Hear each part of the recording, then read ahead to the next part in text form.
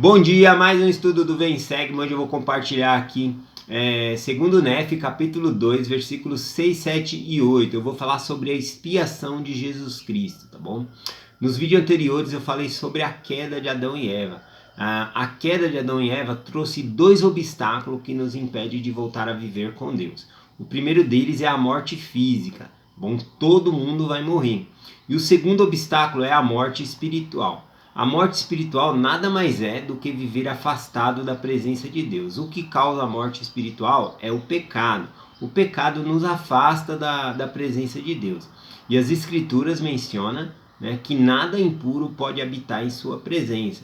Então tem esses dois obstáculos que nos impedem de voltar à presença de Deus. A expiação de Jesus Cristo, ele remove esses dois obstáculos da nossa vida, para que nós possamos voltar a viver com Deus, tá bom? No livro Princípios do Evangelho, no capítulo 12, lá fala sobre a expiação de Jesus Cristo. E é bem interessante, eu só vou comentar, porque nos versículos que eu vou ler aqui agora, vai falar sobre a lei, os requisitos da lei, que a lei é justa, e nada impuro pode habitar na presença de Deus. E também fala sobre a misericórdia, e quem concede a misericórdia é um mediador, ou seja, Jesus Cristo, ele consegue cumprir a justiça, ele paga pelos nossos pecados, e remove esse obstáculo da nossa vida para que nós possamos voltar à presença de Deus. Então compensa muito, se você não conhece, ir lá no capítulo 12 do Princípios do Evangelho e ler essa história sobre o mediador, que chega e se coloca ali e ajuda aquele homem a ter a possibilidade de ser salvo. Tá bom?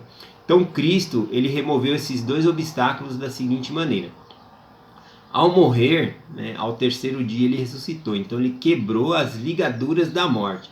Então todas as pessoas na terra que morrer, elas vão ressuscitar um dia. Então a ressurreição é um dom gratuito dado por Deus, tá bom? Todas as pessoas vão ressuscitar, quer tenham feito o bem, quer tenham feito o mal. Depois vão se apresentar perante Deus para ser julgado pelos seus pecados. E Jesus Cristo, ele pagou pelos nossos pecados também.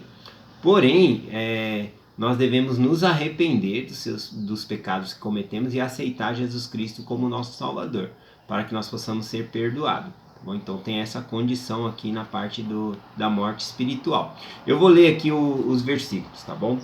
Versículo 6, 7 e 8.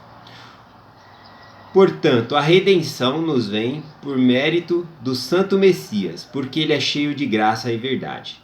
E eis que ele se oferece em sacrifício pelo pecado, cumprindo assim todos os requisitos da lei para todos os quebrantados de coração e contritos de espírito.